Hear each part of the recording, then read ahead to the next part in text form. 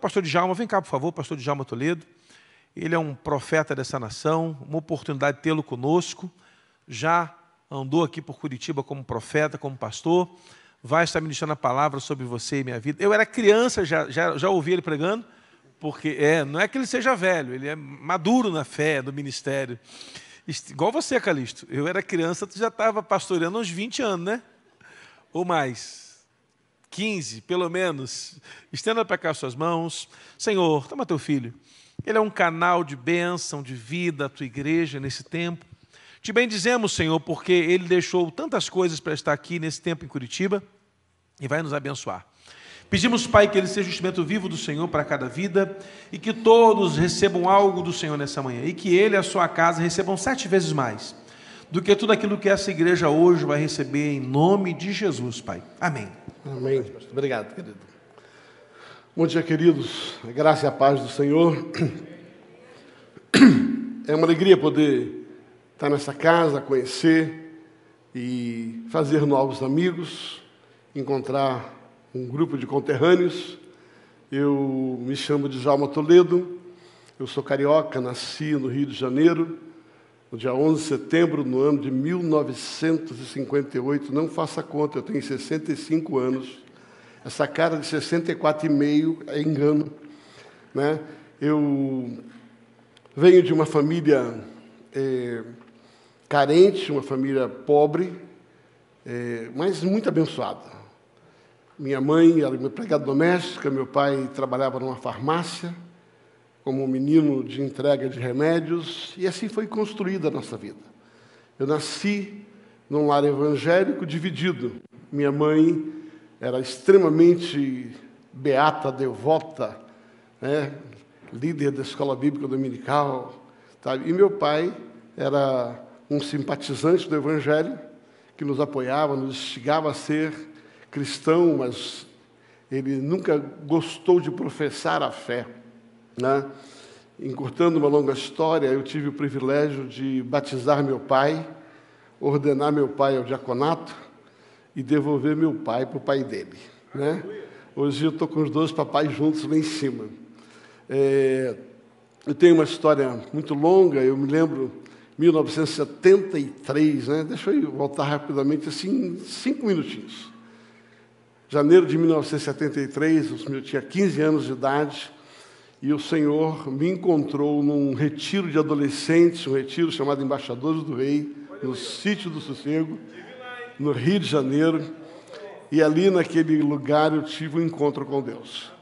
Por que eu estou falando isso? Porque eu quero dizer para você que avivamento não existe sem um encontro com a voz de Deus. Você nunca vai ter uma experiência de avivamento. Avivamento não é barulho. Avivamento é uma experiência profunda que impacta você e vai te transformar. Eu não acredito em avivamento que não traz transformação. Avivamento não é barulho, avivamento não é gritaria. Eu sou fã daquele momento onde dentro da contemplação Deus fala. Sabe, queridos, eu aprendi ali com a experiência de Elias, quando ele estava saindo daquela caverna, e a Bíblia diz que houve um grande vendaval e Deus não estava ali, houve um terremoto, Deus não estava ali, e passou um forte vento e Deus não falou com ele, e quando veio uma calmaria, Deus falou com ele. Deus não precisa de barulho para falar com você. Deus só precisa de um coração quebrantado e contrito. Deus só precisa de alguém dizer assim: eu estou facinho, pega eu. Só isso. É só isso que precisa.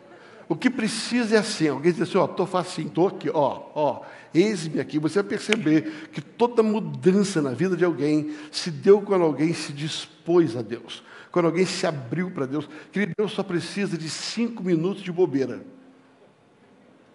Se você der uma bobeira, Ele pega você. Entendeu? E eu tive alguns momentos de bobeira na minha vida e Ele pegou eu. Eu estava naquele sítio lá, me lembro, em janeiro de 73, e eu tive uma experiência. O pregador pregou João capítulo 15, versículo 16, não fosse vós que escolheste a mim, fui eu que escolhi a vós, e eu vos designei para que vades deis fruto, o vosso fruto permaneça. E aquilo queimou dentro de mim, um fogo veio, batista tradicional, pé roxo, de pedigree, baptista, baptista, formado aos pés dos Gamaliéis do Rio de Janeiro. Meu pastor Antônio Neves Mesquita, arqueólogo batista, formado no seminário, diretor do Seminário Batista Teológico Sul do Brasil. Pensa num batista, e mais batista que a maioria de vocês. Eu costumo dizer que eu sou batista, só estou pentecostal, mas sou batista. Então, o que acontece? Então, Deus só precisa de um tempinho de bobeira. Você marcou bobeira, Deus pega você. Você pode pensar, todo mundo que deu bobeira para Deus na Bíblia dançou. Né? Qualquer um que você vê, só deu uma relaxadazinha, Deus foi lá e pegou. Eu me lembro, foi meu primeiro grande encontro com a voz de Deus. Pastor, você ouviu alguma voz? Eu vi aqui no Espírito. Sabe? Deus fala de muitas maneiras. Deus pode falar de forma audível, pode falar de forma pela palavra, Deus pode falar a respeito de sentimentos, discernimento de espírito. Paulo fala sobre isso. Quando ele estava sendo levado naquele navio, ele chega para o cara lá e falou, vou falar uma coisa para tu, cara, é tu que manja aí desse negócio de navegação. Entretanto, eu vou dizer uma coisa, eu manjo do céu e eu percebo no meu espírito que essa viagem vai dar ruim. Não é o quanto Paulo conhecia de navegação, é quanto Paulo conhecia daquele que coordena toda a navegação. Então, querido, você precisa só de um tempo onde você deixa Deus pegar você. Eu me lembro que ali foi minha primeira grande experiência, e assim isso veio marcando a minha vida, veio mudando a minha vida, e cada experiência na minha vida que eu tive com Deus, uma transformação veio. Quero dizer o seguinte, cuidado, porque avivamento é perigoso. Se você quer avivamento, você tem que se preparar para a mudança. Deus não vai avivar você e você vai deixar do mesmo jeito. Deus vai quebrar tuas pernas, vai te deixar fora do teu ambiente, vai tirar você da tua zona de conforto, e aí quando você perceber, já era. Já era, dançou Playboy, não devia ter entrado nessa. Então vou dizer uma coisa para você, cuidado, porque orar é perigoso, se abrir para Deus é perigoso, querer avivamento é perigoso, mas eu tenho uma boa notícia, vale a pena. Vale a pena. Vale muito a pena. Vale muito a pena. Queridos, eu venho dessa formação, sabe? Assim, eu fui professor do Seminário Batista Teológico Sul do Brasil. Hoje os pregadores batistas foram meus colegas de seminário. Eu fui para o seminário em 82. Né? Me casei em 84. Tenho 40 anos de casado. Fiz agora em janeiro. Dia 14 de janeiro, 40 anos. Eu me casei na capela do Seminário Batista. Quem pensa num batista? Eu me casei na capela do Seminário Batista. Com coral, regido pela pastora Jussara Novaes. Meu Deus, você não faz ideia. Sabe? Então eu venho de uma tradição, eu venho de um momento. Eu construí minha vida para poder servir ao Senhor. Sabe? Em cima da denominação que eu tanto amo. Mas aí eu dei bobeira de novo, rapaz. Presta atenção. Em 92, eu estava quebrado, eu era empresário. Eu tinha uma empresa e deu tudo ruim. E a culpa não foi de Deus, não foi do governo, não foi do Collor, a culpa foi minha, que fui o mau administrador. Eu não aguento essa turma que quer botar a culpa em tudo, só esquece que tem gente que durante o tempo que ele quebrou, prosperou. Então a culpa não é do governo. Né? E no meio daquela crise, eu tive uma experiência com a voz de Deus. E essa experiência foi mais profunda do que um sentimento do Espírito. Foi realmente um impulso do Espírito Santo. Sabe, queridos, eu sou casado há 40 anos com a pastora Mirna. Hoje ela está pregando numa outra igreja aqui na cidade. Nós estamos aqui, passando o carnaval. E eu casei com a mulher certa. Eu só esqueci de olhar no contrato que ela era uma batista com o pé no fogo. Sério, eu só esqueci de olhar no contrato que ela era penteca. Sabe? E aí, a irmã Valnice Milhão pegou ela numa conferência e ela começou a ter uma experiência com o Espírito Santo. E pronto, a nossa vida bagunçou tudo. Pensa num castelo que destruiu. Pensa num currículo que foi por água abaixo. E eu dou graças a Deus pela vida dessa mulher preciosa, uma guerreira que Deus levantou para estar do meu lado. E o Senhor nos permitiu, em 92, ter uma experiência muito forte com a voz de Deus. Recebemos uma experiência com o Espírito Santo. Isso acabou nos tirando dessa zona de conforto que nós construímos. a estrutura que nós tínhamos criado, o trilho que nós tínhamos formado. A Bíblia diz que ao homem cabe fazer planos. Você tem que fazer planos para a sua vida. Mas quem vai meter a caneta e dizer para onde você vai, está lá em cima, é o papai. Sabe? O homem quer fazer plano, mas é ele que diz o que vai fazer. Querido, ele é o homem da caneta. A hora que ele assina, já era. Deus não tem como. E Deus fez isso e nós começamos a construir. Em 92, nós começamos uma caminhada para entender o que é andar no Espírito. Para entender o que é essa visão do Espírito Santo. Sabe, porque eu fui construído a vida inteira dentro de um outro formato no relacionamento com o Espírito Santo. O Espírito Santo, para mim, sempre era um cara gente boa, lá parceirão de Jesus, assim, ó. Mas era ele lá e eu aqui, estava tudo certo. E principalmente quando eu entrava naquelas igrejas muito barulhentas, eu dizia assim, Senhor, legal, ó, tchau, hashtag parti, vaza. Aquilo me incomodava, eu sou uma pessoa de contemplação, sabe? Eu amo ouvir Deus através do vento, sabe, da brisa suave. Deus fala muito comigo no meu silêncio. Deus fala muito comigo na hora que eu estou ali. Às vezes, uma coisa muito ativa, isso não mexe muito comigo, mas é meu temperamento de ser. É o meu jeito de ser. Né? E Deus, então, em 92, me deu essa experiência, começamos a caminhar com o Espírito Santo. Em 94, eu tive acesso a um amigo, um líder, e ali Deus também fez uma transformação. Deus estava começando a mexer com a minha vida. Eu decidi ir para Toronto, no avivamento, lá em Toronto. Para que eu fui naquele lugar? Cheguei lá naquele lugar, mais 5 minutos de bobeira já era. Querido, não dá bobeira para Jesus, não dá. Não se mete em um lugar avivado que tu vai pegar fogo. Você está entendendo? Gente que não gosta de fogo não pode ir para alguns lugares, não tem como. Não tem nada, você pode ir para o céu do jeito que você está, eu também ia. Só, querido, tem certas coisas que você só vai conhecer quando você passar pelo fogo. Sabe, quando a hora que o fogo acende, aí você percebe que você não tinha. Preguei uma mensagem, uma ocasião, sobre Pedro, e o tema da minha mensagem era Pedro, um crente sincero, mas sem poder. Eu vou explicar. Pedro, um crente sincero. Pensa num cara sincero, é Pedro. Mas não adiantava. Tudo que ele ouviu, tudo que ele viu, não tinha impactado ele. Sabe, assim, ele tinha sido sapecado pelo fogo, mas não tinha sido queimado pelo fogo. Tá? O fogo tinha passado perto dele, assim, dava aquela raspada assim, você sente o calor do fogo, mas o fogo não incendiou você. Pedro viu Jesus curar, Pedro viu Jesus ressuscitar, Pedro viu Jesus multiplicar pães, Pedro viu Jesus acalmar a tempestade, Pedro viu tudo isso, sabe, tudo era sapecado de fogo nele, assim, ó. Mas a hora que ele precisou provar, ele estava na beira de uma fogueira, alguém perguntou assim, pô, tu não dá com aqueles caras lá? Eu estou fora, ó, sou doutor Patota lá. Sabe por quê? Porque ele era sincero, mas ainda não tinha sido impactado pelo poder de Deus.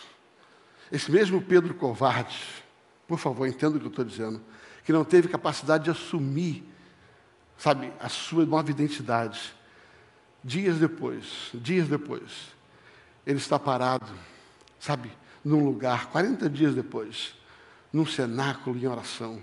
O fogo vem, e aquele crente sincero agora é cheio do poder. E aquele que no meio de escravos não teve condições de assumir a sua identidade cristã, agora chega no meio de um povo e diz assim, olhai para mim. Olhai para mim. Eu tenho a resposta para vocês. Que avivamento é isso? Avivamento é uma profunda experiência com Deus. Avivamento é uma profunda experiência com a voz de Deus. Não é simplesmente um conhecimento da palavra. Não é só simplesmente... Eu tenho uma disciplina da palavra. Eu leio a Bíblia todos os dias. Eu sou cristão desde o nascimento. Eu leio a Bíblia há 60 e poucos anos. Não tinha essa idade. Quando eu comecei a ler, minha mãe já botou a Bíblia na minha mão. Nunca deixei de ler a Bíblia. Nunca desviei do Evangelho. Fui professor de seminário. Então não é o quanto eu conheço da Bíblia, mas é o quanto a Bíblia ela tem vida em mim, e essa vida transforma a minha vida. Né? E é isso que nós queremos viver na nossa vida. Sou casado com a pastora Mirna Toledo. Eu tenho 2 filhas e tenho 2 genros e um neto. Eu queria apresentar, não sei se dá para a gente postar uma foto aqui. Tá? Não sei se chegou aí, a gente consegue dar uma postada nessa foto. Olha lá, tá na tela da Atena, olha lá. Ó, tá? Isso aqui foi no dia 8 de fevereiro do ano passado. né? Esse foi o dia marcante na história da minha vida, na história da nossa casa. Tá? Aí, à minha direita está minha filha, a pastora Kemily e André.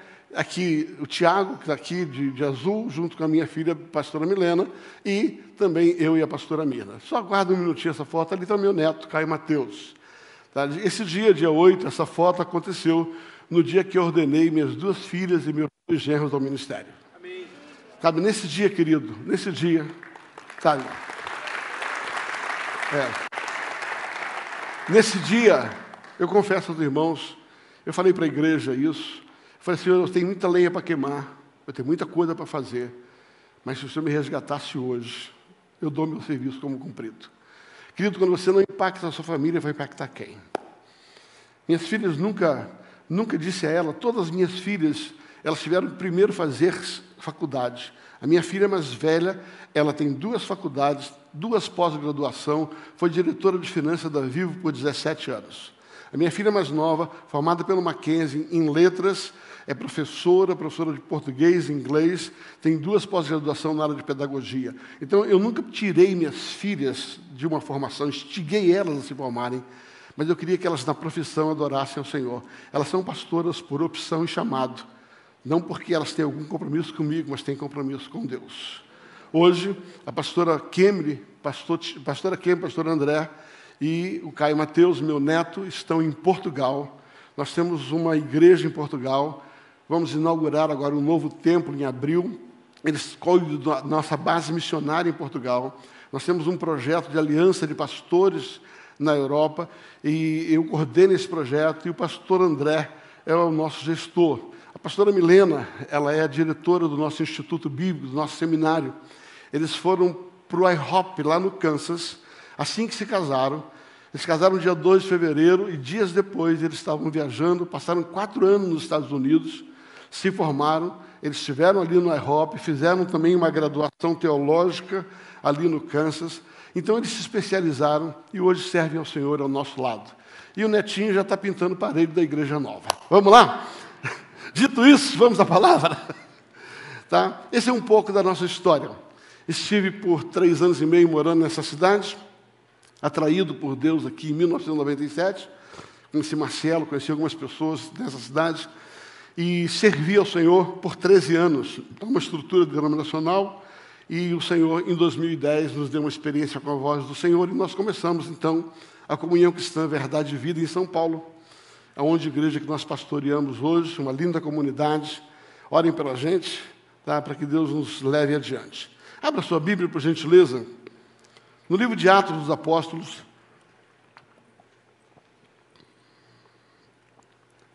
Atos dos Apóstolos, capítulo de número... Atos dos Apóstolos, capítulo número 7, a partir do verso 17, eu vou ler na versão Almeida, Revista e Atualizada. Eu não sei se a gente vai conseguir acompanhar, aí você consegue acompanhar, mas eu vou ler aqui, dentro da versão que está no meu iPad aqui. Ok? Vamos lá. Atos, capítulo de número 7, versículo 17 em diante, diz assim: como, porém, aproximando-se o tempo da promessa de Deus. Fala comigo. Aproximando-se o tempo da promessa de Deus. Olha, aproximando-se o tempo da promessa. Guarda essa expressão. Ou seja, estava chegando um tempo onde uma promessa de Deus precisava se cumprir. Ok? Aproximando-se o tempo da promessa que Deus jurou a Abraão, o povo cresceu e se multiplicou no Egito. Até que se levantou outro rei que não conhecia José. Este outro rei tratou com astúcia a nossa raça e torturou os nossos pais a ponto de forçá-los a enjeitar seus filhos para não sobreviverem. Para não sobreviver, sim. Por esse tempo, ai meu Deus do céu, presta atenção. Guarda essas expressões, é importante. Aproximando-se o tempo. Agora, presta atenção, por esse tempo. Está entendendo que a coisa vai acontecer no tempo de Deus? Estava aproximando o tempo da cumprimento da promessa. Agora, olha o que ele diz aqui. Ó. Por esse tempo que se aproximava a promessa de Deus, por esse tempo nasceu Moisés, que era formoso aos olhos de Deus. Por 3 meses ele foi mantido na casa de seus pais. E aí a Bíblia diz assim: até que, na casa de seus pais, quando foi exposto a filha de Faraó, o recolheu, criou como seu próprio filho. Moisés foi educado em toda a sabedoria do egípcio dos egípcios e era poderoso em palavras e ações. Agora, olha o que diz, vai dizer o seguinte, tá? Quando completou 40 anos, veio-lhe a ideia de visitar os filhos de Israel, os seus irmãos, os filhos de Israel. Né? Vendo um homem sendo tratado injustamente, eu gosto disso aqui, vendo um homem ser tratado injustamente, tomou-lhe a defesa e vingou o oprimido, matando o egípcio. Ora, Moisés cuidava que seus irmãos entenderiam que Deus os queria salvar por intermédio dele, e eles, porém, não compreenderam. No dia seguinte, aproximando-se uns que brigavam e procurou reconduzi-los à paz, dizendo: homens, vós sois irmãos, por que vos ofendeis uns aos outros? Mas o que agredia, o próximo repeliu, dizendo: quem te constituiu autoridade e juiz sobre nós? Versículo seguinte: acaso queres matar-me como fizeste ontem ao egípcio? Vamos continuar, pode seguir adiante. Tá. A estas palavras, Moisés fugiu e tornou-se peregrino na terra de Midian, onde lhe nasceram 2 filhos. Pai, obrigado pela tua palavra, fala conosco, Espírito Santo, tão facinho, pega a gente, em nome de Jesus. Sabe, queridos, essa história é uma história que me inspira muito, e eu confesso a vocês que eu me identifico bastante com um pouco a estrutura da vida de Moisés.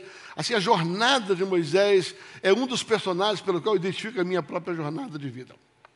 Entendam o conceito, né? E vamos pensar um pouco sobre a vida de Moisés, e eu gosto de me ver como Moisés, e eu quero que você se veja como Moisés. Primeira verdade, Moisés, ele é um sonho de Deus. Moisés é um propósito de Deus.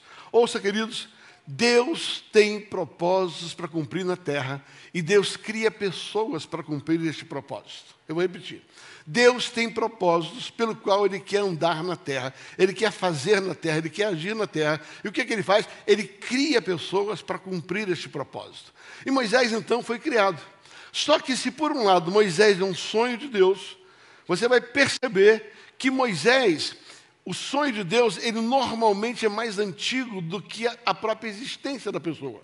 Ou seja, todo mundo que é projeto de Deus, todo mundo que é propósito de Deus, primeiro nasce em Deus, primeiro é gerado no coração de Deus, para depois ser materializado na terra. Jeremias capítulo 1 vai falar sobre isso. Jeremias, antes de você nascer, eu já tinha um projeto para você, você já era meu propósito. Ou seja, Moisés era mais antigo no céu do que a sua data de nascimento na terra. Quando Moisés nasceu por causa de um propósito, e eu vou provar para você. Gênesis capítulo 15, Deus está numa conversa com Abraão, e essa conversa é mais ou menos assim. Abraão está triste, já havia alguns anos que Deus tinha feito uma promessa para ele, e aí se a promessa não acontecia. Abraão disse que ia ter um filho, e esse filho não vinha, e ele estava ali triste, ele estava alguns anos esperando, e Deus percebeu que Abraão estava com o coração entristecido, porque a promessa não vinha. E Deus então chama Abraão para uma conversa particular, para uma DR, para uma discussão de relacionamento. Ele chama Abraão, bota Abraão do lado de fora, fala: Abraão, sabe, você está lembrado que eu te fiz a promessa? Eu falo: claro que eu estou, senhor, eu estou vivendo há anos e anos atrás dessa promessa. Mas essa promessa nunca aconteceu. Olha só, o senhor falou que eu ia ter um filho, meu filho ia ser uma grande nação, e tudo que eu tenho é o Damasceno Eliezer aqui, ó. O filho não veio ainda, meu coração está triste. E Deus, sabendo disso, na sua onisciência, falou: presta atenção, vou lhe dar 2 sinais. Ele falou: olha para o céu. E ele olhou para cima. Ele falou: que vês, Abraão? Abraão falou assim: estrelas, muitas estrelas. Aí Deus falou assim: assim será a sua descendência. Como eu te prometi. Ele não tinha filho ainda, mas assim será a sua descendência. E depois, de forma surpreendente, Deus chega para Abraão e pede um segundo ato. Falou assim: Abraão, agora olha para baixo. E a Bíblia diz que Abraão baixa a cabeça, ele olha e falou: o que você vê agora, Abraão? Ah, estou vendo areia, deserto. Ele falou: pois é. Você consegue contar essas areias? Consegue não. Pois é, assim será a sua descendência. Eu perguntei um dia para Jesus, meu pastor, por que o Senhor teve que dar 2 sinais para Abraão? Por que teve que dar um sinal no céu e um sinal aqui na terra? Sabe por quê? Porque tem dias que quando nós estamos vivendo uma promessa, ela está demorando chegar, o nosso coração pode estar cheio de fé e a gente fica contando estrelinha. Ali o filho, 1, 2, 3. Sabe, irmão, no dia que a fé estava elevada, no dia que estava dando tudo certo, ele diz, Deus me prometeu, eu acredito. Ela, aqui ó, um filho. Tem dias que você está feliz com a promessa, acreditando na promessa, contando estrelinha, sorriso nos lábios, estendendo, canjica para fora. Um filho daqui, um filho para ali. Aí daqui a pouco, tem dia que está tudo ruim, você percebe, você não consegue sorrir, você tem tempo demais, já tem uma raça de tempo para não conseguir ver, aí você está triste, cabeça baixa, e Deus falou comigo, sabe o que acontece? Quando você tem uma palavra que eu lhe dou, uma promessa que eu lhe dou, um propósito que eu lhe dou, o dia que você estiver feliz, olha para cima e saiba que a minha palavra vale, mas o dia que estiver dando tudo errado, olhe para baixo e a minha palavra continua valendo do mesmo jeito. Sabe, querido, Deus começou a falar muito também, porque o nosso propósito vai acontecer. Deus não é homem para mentir. E nem filho de homem para se arrepender. E tem dia que a gente está cheio de fé, contando estrelinha com um sorriso nos lábios. Deus me prometeu. Mas tem dia que a gente está moribundo, cabisbaixo, triste, macambuzo, olhando para o chão, e Deus está falando assim, a minha promessa vale do mesmo jeito, porque a minha promessa não depende do seu humor, a minha promessa não depende da sua experiência, eu sou um Deus que vou cumprir a minha palavra, eu velo em cumprir a minha palavra, diz o Senhor. Eu tenho uma palavra para te dizer, se você tem uma promessa, ela vai acontecer, não importa o seu momento, não importa o que você vive, se você está feliz, ela vai acontecer, se você está triste, ela vai acontecer, porque a promessa não depende de você, depende dele. Depende dele, depende dele. Depende dele. Ou seja, Abraão estava nesse momento vivendo isso, aí Deus fala assim, então agora eu vou lhe dar um processo. Gênesis capítulo 15, depois você vai lá, de 15 a 17. Ele fala, agora você tem que entender que tem um processo nessa promessa. E ele fala para Abraão de maneira muito clara, agora o teu filho, esse filho que vai nascer, terá um filho. E esse filho terá outro filho, que terá outro filho. E da 4ª geração, eles serão levados para uma terra alheia.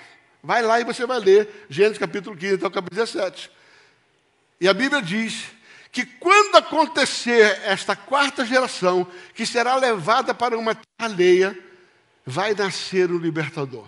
Queridos, ouça, Moisés nasceu nessa época, mas Moisés foi profetizado quase 800 anos antes.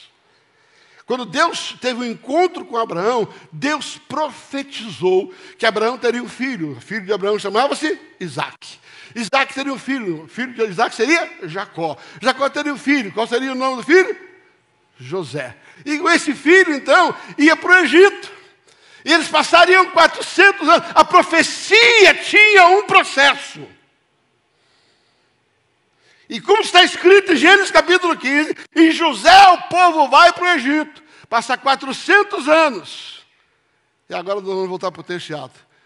Chegando o tempo da promessa de Deus para Abraão. Ai, meu Deus do céu! Chegando o tempo do cumprimento da promessa. Ou seja, quando Moisés nasce, Deus falou, está na hora. Quando Moisés nasce, Deus falou assim, agora aquilo que eu prometi para Abraão lá atrás vai acontecer. É assim que nós começamos a ler o texto. E chegando a hora, o tempo onde a promessa de Deus ia acontecer, nasceu Moisés.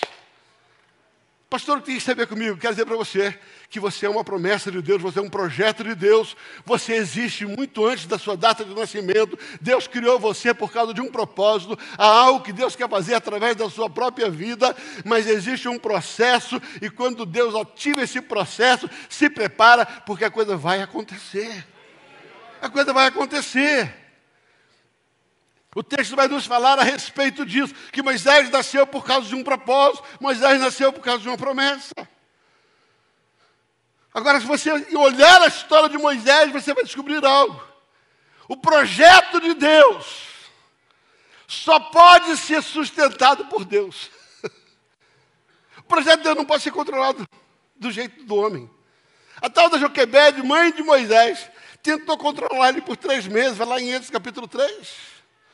E a Bíblia diz que quando ela não pôde mais controlar, ela criou um cestinho, botou Moisés e falou assim, está entregue.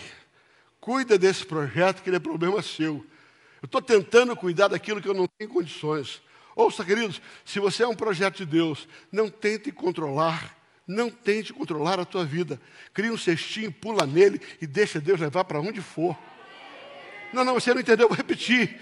Se você é um projeto de Deus, sabe, pelo amor de Deus, sabe, relaxa, dá logo uma bobeira, sabe, entra num cestinho, pula num cesto, diz, Senhor, pode levar, vai embora para onde quiser. Vai embora, deixa aí. Toca, Senhor Deus, vai embora. Querido, é profético, não tem tempo de pregar tudo que eu quero, é profético. Rio tem a ver com o controle de Deus. Provérbios 21, capítulo 1, o coração do rei é como um rio que está na mão do Senhor, que ele inclina o rio para onde ele quer. Quando Joquebede coloca Moisés num cesto, ela está dizendo, leva para onde o Senhor quer. É isso que ela está colocando. Assim como Deus coordena o coração do rei, assim Deus coordena as correntes do rio. Enquanto você tentar controlar a sua vida, sendo você um projeto de Deus, vai ser luta, dor e sofrimento, mas a hora que você pular dentro do cesto, deixar o rio levar, você vai ver que a coisa vai rolar. Você vai ver que a coisa vai acontecer. Moisés, então, ele é coordenado pelo rio. Aí vamos ao texto que nós lemos. E você vai perceber que Moisés, então, ele tem um tempo onde o propósito se manifesta. Ele chega na casa lá do faraó. Ah, meu Deus do céu, olha quanta verdade. Meu pastor, presta atenção. A tal da Joquebede passou 3 meses escondendo Moisés de faraó. Você concorda comigo? Lembra da história? Quem aqui é crente, lê a Bíblia aí. Ele passou 3 meses escondendo. Quando não aguentou, falou, vou confiar em Deus. Botou ele no cestinho, mandou no rio e falou, Deus, o senhor que manda no rio, manda onde o senhor quer. Você vai lembrar da história, né? Ela confiou em Deus. Sabe o que Deus fez? Levou Moisés para a casa do faraó, que ela tentou fazer com que Moisés chegasse lá. Ou seja, tudo que ela tentou não fazer com o jeito dela, Deus falou assim, vai ser do meu jeito. Ela passou 3 meses escondendo Moisés de faraó.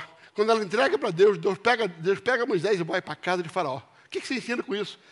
Quando você diz assim, ó, minha vida é sua, se prepara.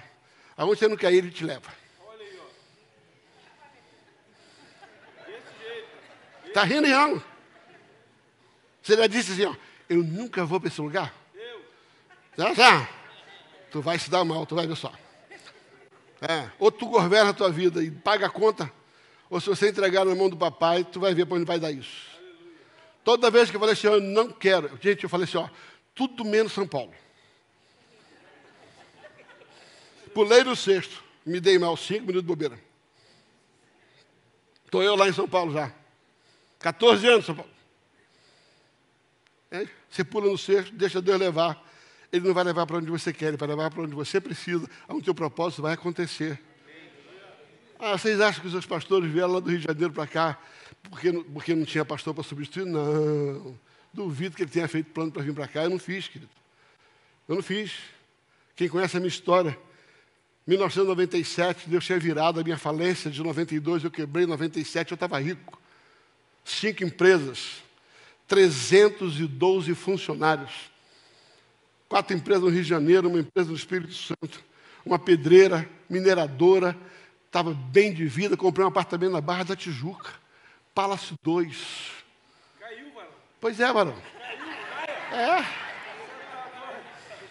Palace 2, apartamento 1401. Estava lá. Ia mudar em julho. Quando chega de 18 de maio, eu vou orar. Aqui não oro. Orar é perigoso demais, meu Deus do céu, faz ideia. Eu fui orar. Fui para o monte. Subi lá no Monte Bento Ribeiro, lá estava orando lá. Aí o senhor falou comigo assim, acabou, já era, dançou. Essa história de empresário já era, mano. Foi 5 minutos de bobeira só. Louco para mudar no meu apartamento, 186 metros quadrados, de frente para o mar, Barra da Tijuca, meu sonho dourado. Nasci numa favela no Rio de Janeiro, agora estou eu morando na Barra da Tijuca. Aí Deus falou, vai embora. Chamei a mulher doida, falou, vamos junto, vem para cá. Largamos o apartamento lá, quietinho lá. Tive coragem de vender, não. Eu falei, nada, vai ser um tempinho só e eu rápido volto para a praia. Praia em Curitiba, para Guaratuba, eu não, vou ficar na Barra. Nada contra Guaratuba, a Barra é bem legal. Aí, Matinho, legal. Aí o que acontece? Gente, morei aqui, tá? Aí o que acontece? O cara, minha hora está indo embora. Aí o que acontece? Rapaz, eu vim para cá, dia 18 de março, dia 18 de maio, Deus falou comigo, dia 4 de julho, tá, de 1997, eu pisei nessa cidade para começar a pastorear, junto com outro pastor, uma igreja que estava com 60 pessoas. E eu cheguei aqui dia 4 de julho, não importa qual igreja não, tá ok? Aí cheguei aqui dia 4 de julho, quando foi fevereiro, ou seja, presta atenção, eu cheguei 4 de julho de 97. Fevereiro de 98, eu morava na Água Verde, estava ali na Avenida dos Estados, e aí toca o telefone, era o meu administrador da empresa que ficou no Rio. Ele falou assim, rapaz, tu não sabe da maior, o que foi? Está preparado? Senta aí. Aí o Palace caiu. Eu falei, quê? Cara, aquele prédio lá do Sérgio Naia, tá? Tinha caído no Carnaval de 98. Presta atenção, ou você obedece a Deus, ou tu vai ver onde vai parar. Se eu tivesse ficado lá, essa hora você não estava me ouvindo, não. Você estava levando flor lá no meu cemitério, lá. Tá? Ou seja, quando você deixa Deus te levar, Ele vai te levar para onde você quer. E assim, querido, foi a história de Moisés. Moisés foi para a casa de Faraó. Agora, uma coisa interessante, para terminar essa introdução, eu quero pregar outra mensagem em 15 minutos. Outro dia eu volto para pregar com mais detalhe aqui. Já estou me convidando. Tá? Pago minha passagem, não preciso de oferta. Aí o que acontece? Sabe, eu falei, Senhor, me ensina sobre esse texto. Um dia Deus falou assim, sabe, todo controlador também tem que ser o provedor. Repete comigo, todo controlador também tem que ser o provedor. Diga assim, quem controla, paga a conta. Não, eu vou falar, quem controla, paga a conta. Enquanto Joquebede controlou o projeto de Deus, quem pagava a conta? Joquebede. Ela que tinha que arrumar fralda descartável, era Mucilon, Nestlé, Todinho, ela que tinha que pagar a conta. Enquanto ela controlou, a hora que ela largou o bichinho no cesto, deixou na mão do Senhor, o Senhor levou lá para onde ela não queria. Mas sabe qual é o grande negócio? É que quando chegou lá, ela não tinha mais responsabilidade em prover. Sabe? A grande revelação desse texto é que quando Moisés chega diante da filha de Faraó, Deus move o coração da filha de Faraó. Ela devolve Moisés para sua mãe e ainda dá um salário para ela. Ouça, queridos, ouça. Se você quer continuar se bancando, se mande. Se você quer que Deus te banque, deixa Ele mandar. Né? Deus bancou Moisés, cara.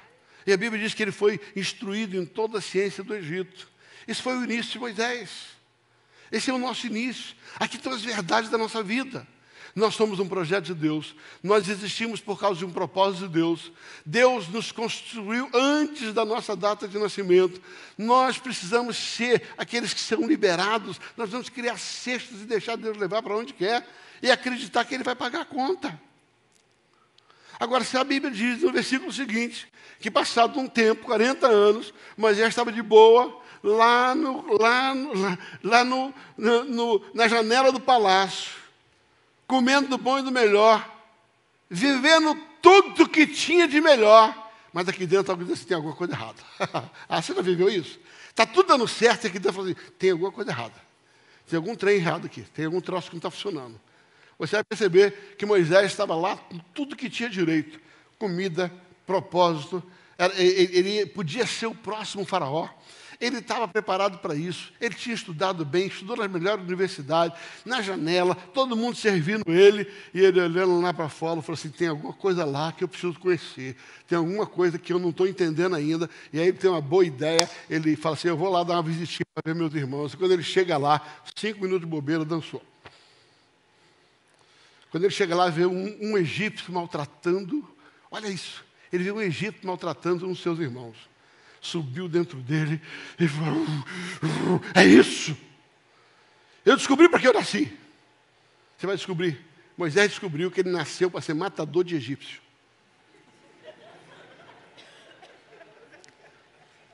Ele estava lá no palácio comendo alguma coisa que era dentro dele.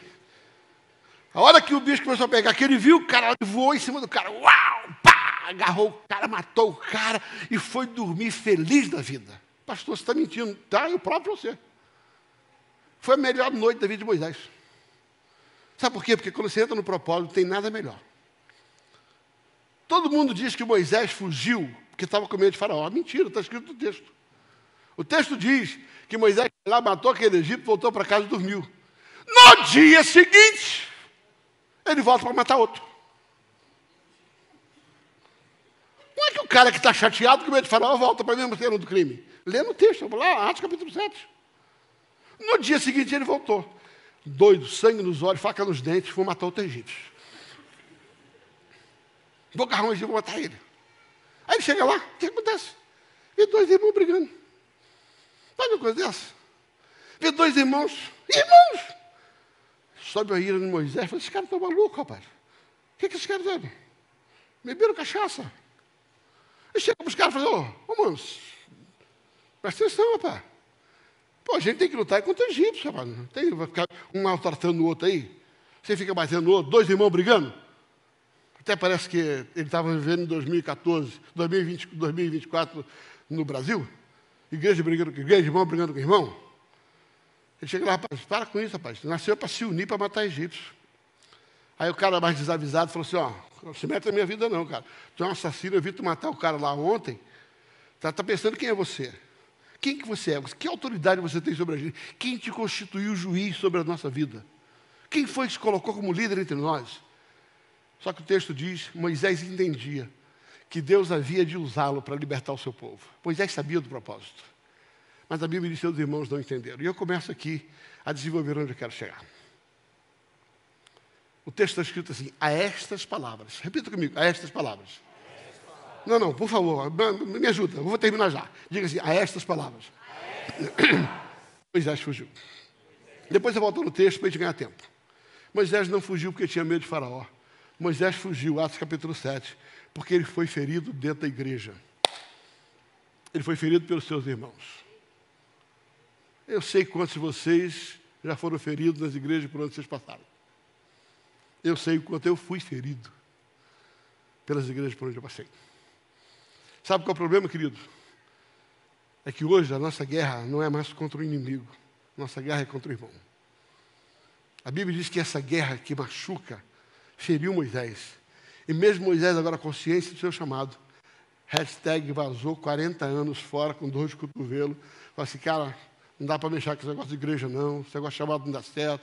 Olha lá, eu fui tentar fazer alguma coisa, olha o que fizeram comigo aí, ó. Me feriram, me ofenderam, me magoaram. Eu estava ali, eu estava servindo a Deus de boa, estava cumprindo o meu propósito, tudo que Deus fez na minha vida, e vem um irmão lá e ainda, pô, o cara me pega, ó, eu não quero mais brincar de igreja, não.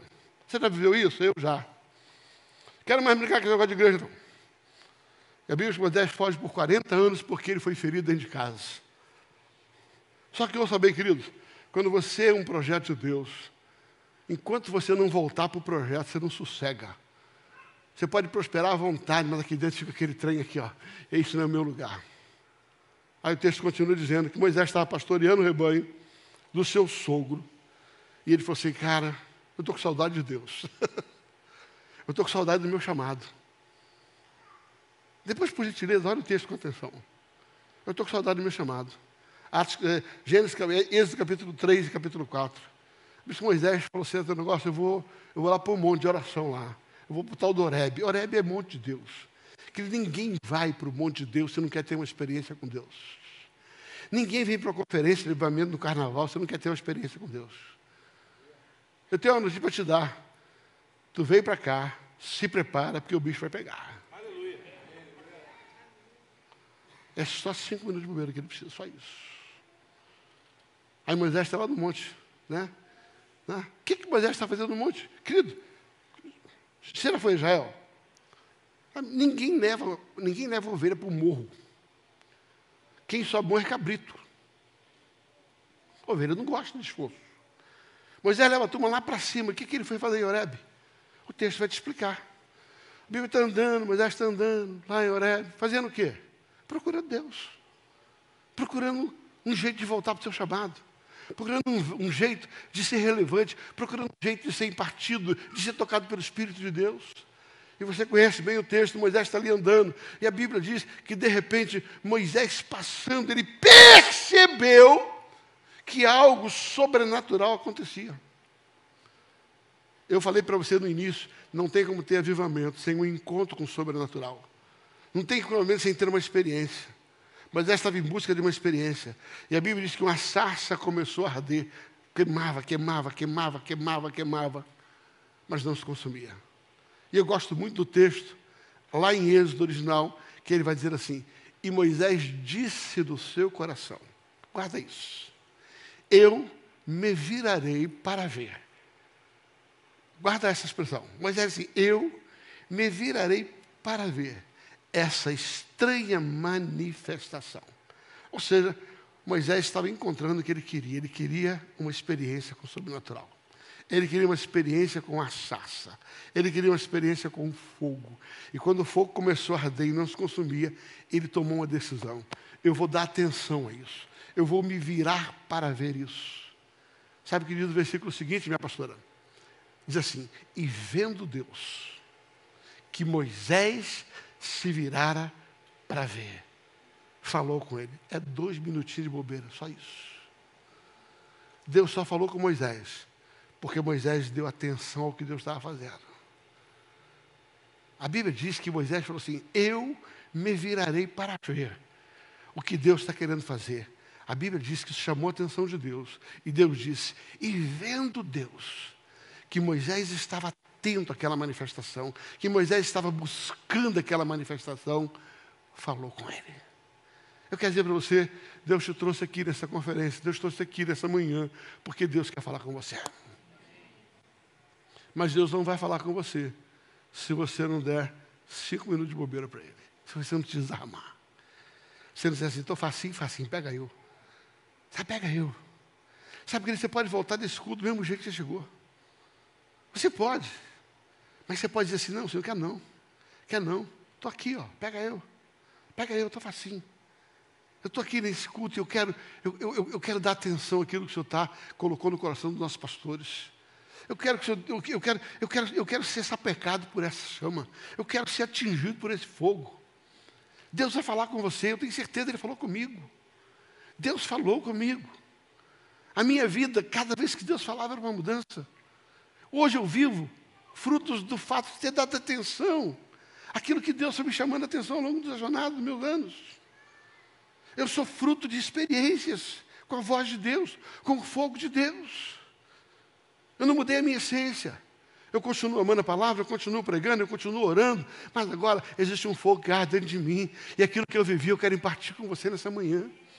Sabe, Moisés foi tocado, ele foi afetado por aquilo. Aquele fogo que ele deu atenção, aquele fogo pegou ele, e eu quero dizer para você que esse fogo está aqui, quer pegar você. Esse fogo está aqui, quer pegar você. Você é um projeto de Deus. Há um propósito para a sua existência. Nessa manhã, o meu desafio é que você se entregue. O meu desafio é que você se desarme. O meu desafio é que você pare de controlar a sua vida. Você está muito ajeitadinho. Sabe, querido, quando você controla, você paga a conta. Há um rio profético nesse lugar, onde tem um cestinho, e tudo que Deus quer é que você se jogue nesse cesto e diz, me leva, me leva, me leva, me leva, me leva. Ainda que Ele te leve para onde você não queira, Ele vai pagar a conta, Ele vai mudar a tua vida, e aquilo que você jamais pensou em viver, você vai viver. Você vai viver. Isso é uma decisão sua. Moisés teve que ter essa experiência, viver essa experiência. E você precisa viver essa experiência. Mas sabe que aquela experiência do rio precisava passar pela experiência da sarça. Moisés estava empolgado no seu ministério, quando ele foi ferido dentro de casa. Quando um dos seus irmãos chegou para ele e falou assim, rapaz, não foi Deus que mandou você não, rapaz. Tu está muito folgado, está querendo o quê? Está querendo mandar na gente? Quem foi que estabeleceu o líder? O texto diz, Moisés entendia, mas seus irmãos não entendiam. Está lá em Atos capítulo 7. Tem algumas coisas que as pessoas não entenderam o que Deus fazia através de você. Mas o mais importante não é que as pessoas entendam, é que Deus entenda e você entenda o que Deus tem para você. Aí Moisés ferido foge. 40 anos, não é desviado de Deus, mas desviado do seu propósito. Talvez você esteja aqui e você seja um Moisés, que foi ferido dentro de casa. Ferido em algum lugar.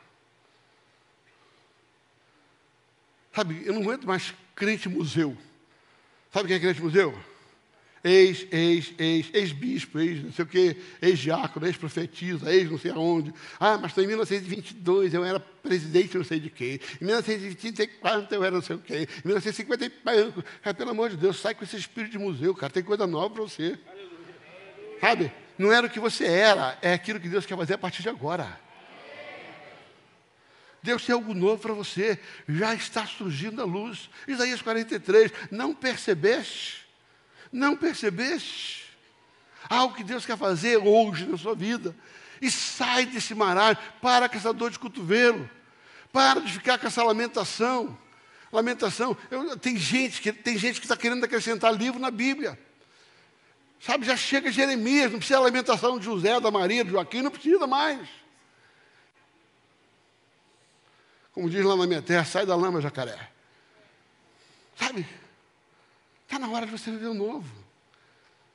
Moisés passou 40 anos assim. Pois é, ninguém me quer. Eu estava lá naquela igreja, me rejeitaram. Eu dei tanto de oferta, comprei o terreno da igreja, ajudei, me chutaram. Ah, chegou uma pastor nova, me manda embora. Ah, vai ficar nessa até quando, cara? Até quando? Você foi ferido? Que pena. Eu não estou aqui minimizando a sua dor. Eu só estou querendo dizer para você que tem algo novo para você. E se você não sair desse lugar do passado, você não vai viver o novo. Moisés teve que buscar o novo, Moisés teve que buscar o novo. E você veio aqui nessa manhã, e essa conferência, eu orava por essa conferência, e Deus mandou falar sobre isso. Nessa conferência, Deus começa algo novo na sua vida, Deus começa algo novo nessa igreja. Eu orava pelo pastor e falei sobre isso com ele. Se preparem para viver o novo, mas Deus precisa só de 5 minutos de bobeira. Deus só precisa que você diga assim: eu vou me virar para ver, eu vou dar atenção a essa manifestação, eu vou dar atenção a essa sarça que arde. Ah, não importa o que aconteceu lá atrás, importa o que Deus tem para você aqui, a partir de agora. A partir de agora. Você está comigo aqui nessa manhã? Amém. Eu posso pedir para você ficar em pé?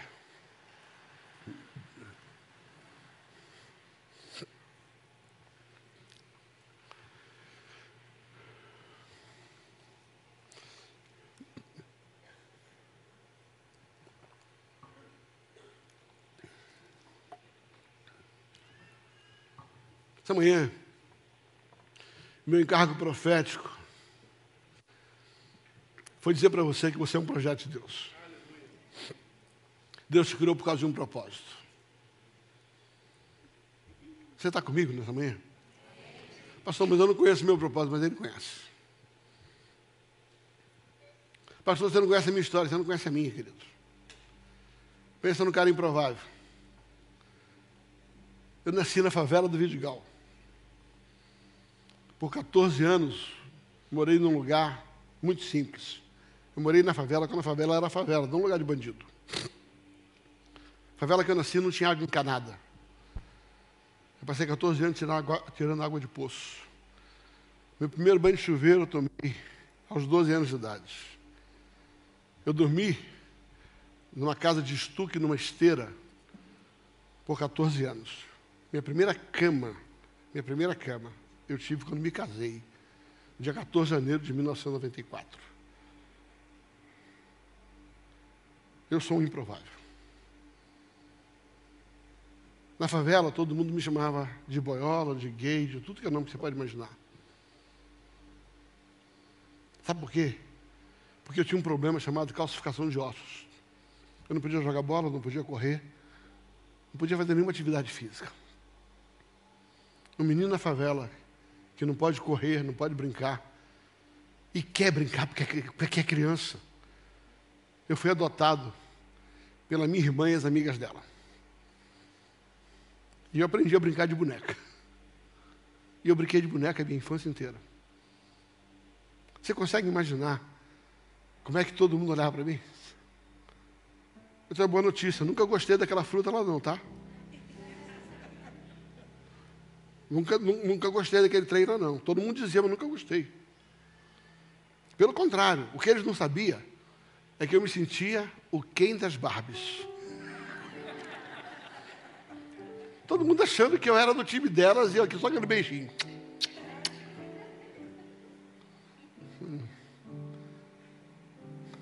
Vai ser o lado positivo da coisa, o lado negativo. Todas as críticas. Aos 14 anos de idade, antes de ter aquela experiência no Sítio Sossego, uns amigos me encontraram na beira do poço onde eu tirava água. Tiraram a minha roupa, me deixaram só de cueca. E me deram uma surra de vara. Me deixaram sanguentado na beira daquele poço. Me chamaram de todos os nomes possíveis. E naquele dia, eu desejei morrer. Falei, para que eu vivo? Minha mãe trabalhava numa casa de família a semana inteira. Meu pai tinha 5 empregos. Criado por alguém que não me amava. Não tinha nada. Não tinha futuro, não tinha dinheiro. Eu entregava jornal às 5 da manhã para ganhar um trocado.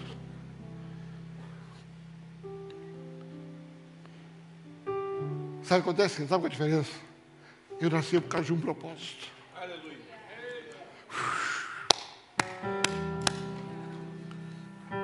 Eu nasci por causa de um propósito. E eu estou aqui por causa desse propósito. Amém. Naquele dia, naquele poço, eu não vi Jesus, eu não vi anjo, mas eu percebi a presença do Senhor. E Ele me fez uma promessa. Ele me fez uma promessa. Eu fui criado na igreja, eu decorava o versículo bíblico. E naquele ambiente, João 15,16 floresceu. Não foste vós que escolheste a mim, mas fui eu que escolhi a você. E eu escolhi para você dar fruto. Dias depois eu estou no acampamento, no Sítio Sossego, acampamento de embaixadores do rei. E chega um missionário chamado Elias Caetano. E ele diz assim, não foste vós que escolheste a mim, mas fui eu que escolhi a você. Sabe o que eles falam para você? Deus só precisa que você dê uma relaxada e diz assim, Senhor, toca eu, vai. Pega eu. Eu sempre fui improvável. Hoje Deus me permitiu andar por muitas igrejas. A minha esposa está pregando uma igreja hoje aqui em Curitiba. Ela diz, como é que você aguenta? Eu chego aqui na cidade, quem me conhece, eu não tenho agenda. Estou pregando na Alcance, na Odilon, estou pregando na Primeira Batista, sabe? Estou pregando lá no segundo, estou pregando, sabe, na igreja fulano, na igreja Beltrano, estou vindo fazer a conferência lá no Serginho, sabe, na casa, sabe, assim, de quem é isso? Quem é esse cara? É o favelado, o improvável, que todo mundo não deu futuro, mas que nasceu por causa de um propósito. E tudo que eu fiz foi dar 2 minutos para o Espírito Santo me pegar. Foi relaxar, entregar minha carreira, entregar minha reputação e dizer, toca eu. Nessa manhã Deus quer tocar você. Ouça. Eu sei que você deve estar em busca de algo nessa manhã. E Deus quer pegar você.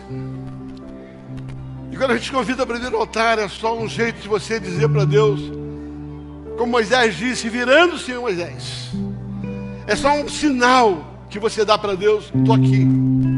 Querido, a gente não chama para o altar porque isso agrada a gente. Chama de altar porque isso pode mudar você. Talvez você esteja aqui E na sua jornada cristã, você conhece o teu propósito, mas você foi ferido na tua jornada cristã. E Deus hoje está dizendo para você: recomece, recomece. Até quando vai continuar lambendo essa ferida? Até quando você vai continuar paralisado? Deus te deu um propósito, Deus te deu um chamado. Ah, pastor, mas no passado, querido, Deus tem algo novo para você. Deus tem algo novo para a sua vida. E Deus está te tirando aqui porque hoje Ele quer te curar. Moisés foi para aquele monte, Moisés foi para Horebe porque ele precisava de uma cura. Ele precisava de um encontro com o sobrenatural. Ele precisava que aquilo que estava ardendo dentro dele, que estava paralisando ele, aquela experiência estava paralisando ele. Eu sei o que é isso. Ah, se eu fosse contar a minha história aqui. Ah, se eu fosse contar a minha história nesse lugar. Querido, trabalhei anos e anos. Anos e anos dando minha vida por uma estrutura. Infidelidade. Deixei o Rio de Janeiro, deixei as empresas, deixei tudo. Vim para essa cidade pastorear como pastor auxiliar por anos e anos, usando os recursos da nossa empresa para sobreviver. Eu quero dizer para você, valeu cada centavo investido. Não me arrependo nem um centavo por isso, porque eu não fiz para homem, fiz para Deus. Mas as feridas vêm, porque homem não tem consideração não, querido. As feridas vêm. Agora, você acha que eu ia ficar parado porque as pessoas não reconheceram? Você acha que ia ficar me lamentando porque fiz fulano, beltrano, ciclano, igreja X, pastor X, falando, fez isso comigo, fez aquilo comigo? Sai dessa lama, jacaré. Não, eu tenho muito para viver. Deus tem muito para fazer sobre a minha vida. Eu tenho muita lenha para queimar. Eu tenho muita coisa para fazer. Eu não vou gastar tempo com essa turma lá atrás, sabe, que prejudicou. Ei, é problema deles com Deus. Eu tenho um chamado, eu não vou deixar de cumprir por isso. Deus está querendo restaurar o seu chamado. Deus está querendo te colocar no lugar onde você sempre esteve. Você que estava num lugar e saiu desse lugar porque alguém causou mal para você, nesta manhã há um espírito de cura sobre este lugar e você vai ser curado em nome de Jesus. Eu declaro cura sobre a sua vida. Eu declaro cura. Toda ferida seja secada em nome de Jesus. Toda mágoa seja arrancada em nome de Jesus. Tudo aquilo que paralisou você, eu agora, na autoridade do nome de Jesus, declaro: cessa agora, chega! Hoje foi o último dia. Senhor, em nome de Jesus, nós queremos declarar profeticamente um novo tempo, uma nova estação, uma nova fase, Senhor. O novo do Senhor chegou para alguns essa manhã. E eu creio, Deus, que frutos dessa palavra virão de uma forma poderosa e intensa. Aqueles, Pai, que agora estão em casa ouvindo essa palavra, sejam também impactados pelo Senhor. Que haja, Pai, não só o mover do Senhor, mas uma restauração plena. Que causas, Pai, causas que têm travado a vida dos teus filhos, sejam elas chocadas por terra agora, em nome de Jesus. E que se levantem guerreiros, Pai, de um exército de ossos que estavam sequíssimos. E apontem, Pai, para o novo do Senhor, em nome de Jesus. Há uma igreja, Deus, para transformar essa cidade prostrada aos teus pés essa manhã. E nós queremos declarar, Pai, que o novo do Senhor nos atraiu. Fomos atraídos pela Tua presença, Senhor. Fomos atraídos pela Tua glória, Senhor. E o novo do Senhor nos visita nessa manhã, em nome de Jesus. Aplaude e glorifique ao Senhor onde você está, meu irmão. Deus te abençoe. À noite estaremos aqui reunidos. Vá em paz. Que Deus te dê um final de dia maravilhoso, uma semana poderosa. À noite, 8h30, estaremos aqui com a F-Hope. Deus te abençoe. Você na transmissão também, cadê a câmera? Vá com Jesus e que Deus te abençoe. Até daqui a pouco, em nome de Jesus.